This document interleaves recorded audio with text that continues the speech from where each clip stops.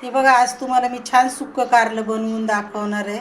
एकदम कमी वेळात बनतं आणि चटपटीत चवीला तोंडाला चव आणणारी रेसिपी आहे ही. तर कुठेही स्किप न करता पूर्ण बघा. आणि तुम्ही जर माझ्या चॅनलवर नवीन असाल आणि अजून सबस्क्राईब नसेल केलेलं तर प्लीज सबस्क्राईब करून घ्या. चला तर मग रेसिपीला सुरुवात करूया. नमस्कार मंडळी. तर बघा, इथं कारले आहेत. मी मस्त कवळे कवळे कारले, ते अर्धा किलो कारले ते चांगले असे पातळ पातळ काप करून घेतले त्याचे.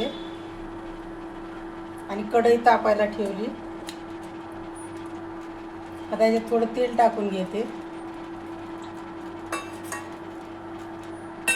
हे तेल थोडंसं तापवून घेते.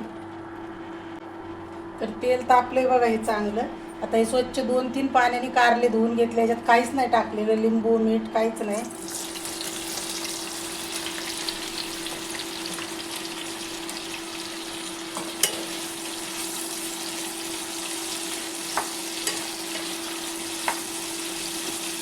त्याला आता चांगलं फ्राय करून घेते. त्याला अधूनमधून सारखं असं फिरवत राहायचं.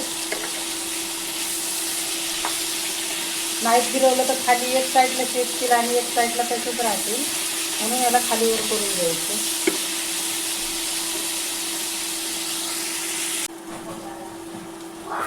आता बघा छान परतून झाले. आता त्याच्यात थोडंसं लिंबू पिळून घेते.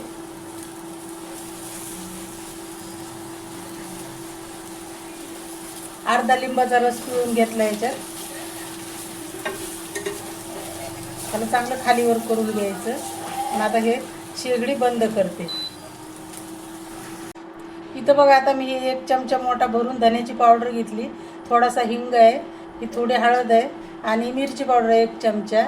तिखट तुमच्या आवडीप्रमाणे कमी जास्त करू शकता तुम्ही. आणि पोहे खातो त्या चमच्याने 1 चमचा तीळ आहेत आणि जिरं. तर आता सगळ्यात आधी याच्यात तेल तापलं, जिरं टाकून घेते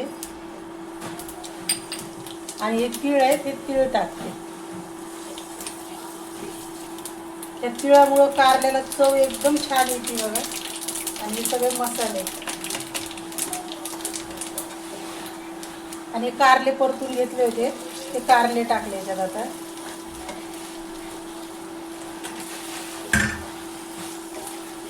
त्या अशा पद्धतीने केलेले कारले चवीला खूप छान लागतात बघा. तर नक्की तुम्ही एकदा ट्राय करून बघा. वरण भातासोबत तोंडी लावायला आहे ना.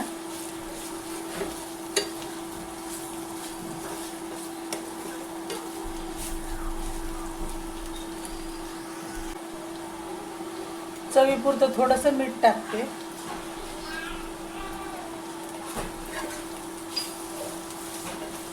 आता मी ही बंद शेगडी करूनच परतून घेतले, कारण का ही खूप तापलेली असते ना, त्याच्यामुळे ठसका होतो नाही तर चालू ठेवली तर जास्त वेळ.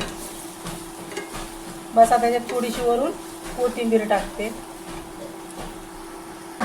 सगळ्यात शेवटी बघा कोथिंबीर टाकली. झाली मस्त आपली चटपटीत कारल्याची भाजी तोंडी लावण्यासाठी तयार. तर ही रेसिपी तुम्हाला कशी वाटली नक्की कमेंट करून सांगा.